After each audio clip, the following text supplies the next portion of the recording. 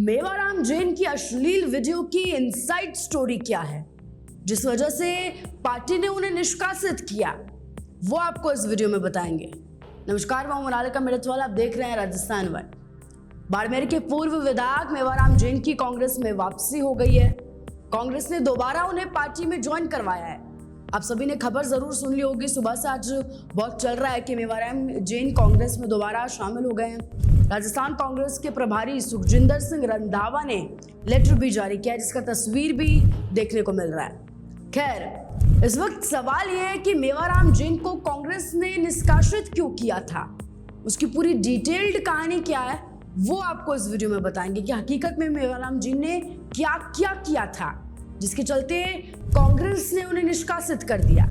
देखिए, मोटा माटी संक्षिप्त में खबरों में जो बताया जा रहा है वो ये है कि मेवाराम जैन के खिलाफ किशोरी ने 20 सितंबर 2023 को जोधपुर में गैंगरेप का मामला दर्ज कराया था। पुलिस ने पॉक्सो सहित 18 धाराओं में मामला भी दर्ज किया था और पीड़ित का यह भी आरोप था कि जब मेवाराम जैन विधायक था तो रसूख के दम पर उससे कार्रवाई नहीं होने दी। वहीं पूर्व विधायक का महिला के साथ 5 जनवरी को सोशल मीडिया पर अश्लील वीडियो भी शेयर हुआ था। लेकिन ये पूरी कहानी नहीं है। देखिए, जितनी जो संक्षिप्त में बातें सामने आ रही हैं खबरों में, ये वाकई हकीकत है, लेकिन संक्षिप्त में छोटा छोटा इन शॉर्ट जिसे हम कहते हैं समरी है पूरी कहानी की। हकीकत में उस महिला ने क्या क्या बताया, अब वो आपको बताते हैं कि मेवाराम जैन ने और उसके चमचे अधिकारियों ने क्या क्या किया था। जो उस महिला ने बताया कि मेवाराम जैन नाबालिग लड़कियों का शौक रखता था और कहता था कि उसे छोटी छोटी बच्चियां पसंद है। महिला ने यह भी बताया कि मेवाराम जैन ने एसीपी, एसएचओ और एसआई सबके साथ मिलकर उस महिला को शारीरिक और मानसिक रूप से प्रताड़ित किया। वो एफआईआर भी दर्ज नहीं करवाने दे रहा था उसे, और जब उसने ऐसा करने की कोशिश की महिला ने, तो उल्टा उस महिला के खिलाफ षड्यंत्र रचना शुरू हो गया। उस महिला ने जो आरोप लगाए वो खबरों में शायद संक्षिप्त में बताए जा रहे हैं कि गैंगरेप के आरोप थे और मानसिक और शारीरिक प्रताड़ना के आरोप थे। लेकिन हम उन बातों को आपको थोड़ा डिटेल्स में बताते हैं कि एक एक चीज बारीकी में उस महिला ने क्या क्या बताया कि उस पर क्या क्या बीती। मेवाराम जैन ने और उसके चमचों ने और उसके लोगों ने उस महिला के साथ क्या क्या किया। उस महिला ने बताया कि मेवाराम जैन छोटी छोटी बच्चियों का शौक रखता था। उसने उसकी नाबालिग सहेली के साथ जबरदस्ती दुष्कर्म भी किया। कई बार उसने महिला को यह भी कहा कि वो कम उम्र की बच्चियां उसके लिए लेकर आए क्योंकि उसे छोटी बच्चियां पसंद है। और जब उस महिला ने ये सब नहीं किया तो मेवाराम जैन ने अपनी बेशर्मी दिखाते हुए महिला की 2 नाबालिग बच्चों के साथ अश्लील हरकतें करना शुरू कर दिया। उस महिला ने बताया कि उसकी गैर मौजूदगी में मेवाराम जैन और रामस्वरूप आते थे और उसकी दोनों बच्चियों को गोद में बिठाकर अलग अलग जगह पर गलत तरीके से छुआ जाता था।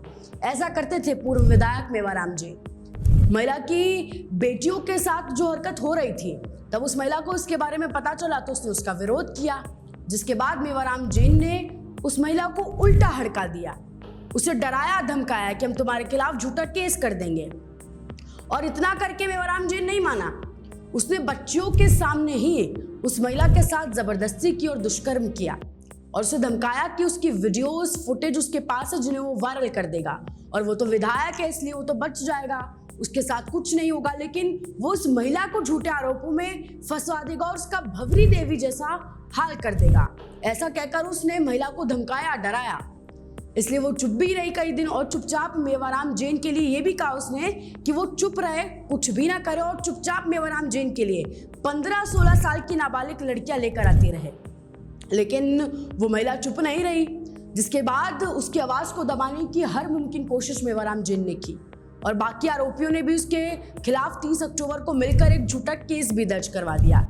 व्यापारी रामस्वरूप का नाम बार बार उस एफआईआर में लिया जा रहा है, जिसमें कहा जा रहा है कि रामस्वरूप आचार्य ने भी उसे ब्लैकमेल किया और उसके खिलाफ झूठा केस दर्ज करवाया, जिसमें लिखवाया गया कि उस महिला ने 50 लाख रुपए की मांग की है, जबकि ऐसा कुछ नहीं। अगर 50 लाख रुपए की बात होती तो विधायक जी तो दे भी देते बचने के लिए, पर ऐसा कुछ नहीं था अगर हकीकत देखी जाए तो। खैर, उस एफआईआर में और भी बहुत बड़ी बड़ी बातें लिखी गई हैं जो शायद अभी तक आप लोगों तक बिल्कुल नहीं पहुंची होगी। उसमें क्या क्या लिखा है वो आपको बताते हैं। जब ये घटना हुई तो आरोपी मेवाराम जैन विधायक था और महिला उसके दुष्कर्म का विरोध कर रही थी, जिसके लिए मेवाराम जैन ने उसे रोका और वो नहीं रुकी। और जब वो महिला नहीं रुकी तो मेवाराम जैन ने महिला और उसकी नाबालिग सहेली को उठवा लिया, स्कॉर्पियो में भरकर पुलिस थाने ले गए। और झूठा केस तो वो दर्ज करवा ही चुके थे। पुलिस थाने में पुलिस कर्मियों ने महिला पुलिस की गैर मौजूदगी में उन्हें नग्न करके बेरहमी से पीटा। मारपीट के दौरान पुलिस कर्मियों और अधिकारियों ने उनके प्राइवेट पार्ट्स में डंडा तक डाल दिया। ऐसा उस एफआईआर में लिखा गया और उस महिला ने बकायदा बताया है। पुलिसकर्मी ने उनके पैर पर डंडा रखा जाता था, उस महिला और उसकी नाबालिग सहेली के पैर पर डंडा रखा जाता था और फिर दोनों तरफ पुलिसकर्मी उन पर खड़े हो जाते थे। इतना बेशर्म तो प्रशासन था मेवाराम जैन का। खैर, ये सब देखकर महिला और वो नाबालिग सहेली उसकी जो थी वो डर गई, इसलिए उनकी बात भी नहीं मानी गई। उन्होंने उनकी सारी बात वो मानते गए क्योंकि वो डर गए। इतना टॉर्चर, इतना अत्याचार उन पर किया गया। थाना अधिकारी ने जब ये सब कुछ हो रहा था तो बार बार उस महिला को और उस नाबालिग लड़की को कहा जा रहा था कि तुम्हें मेवाराम जैन की बात माननी होगी और केस बंद करवाना होगा। उन्होंने बात नहीं मानी तो थाना अधिकारी ने डंडा मंगवाया और उनके प्राइवेट पार्ट्स में डाल दिया। इस दौरान थाना अधिकारी के साथ अन्य पुलिसकर्मी और आरोपी भी वहीं उस जगह पर मौजूद थे और वहां पर कोई भी महिला पुलिसकर्मी मौजूद नहीं थी।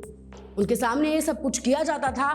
इतना ही नहीं, महिला ने यह भी बताया कि आईपीएस आनंद राज पुरोहित और थाना अधिकारी गंगा राम ने उन पर बंदूक तानी और उनसे एक वीडियो बनवाया गया जिसमें उनसे बुलवाया गया कि वो ब्लैकमेल करके रुपए रखना चाहती थी, इसलिए उन्होंने केस किया। यानी मेवाराम जैन जो उनसे बुलवाना चाहते थे तो पहले तो उन्हें टॉर्चर किया गया और फिर बंदूक की नोक पर मेवाराम जैन ने उनसे वो बुलवा लिया जो मेवाराम जैन बुलवाना चाहता था।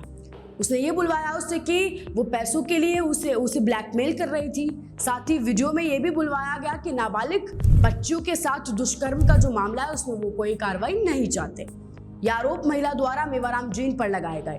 इसके बाद पार्टी ने उन्हें निष्कासित कर दिया।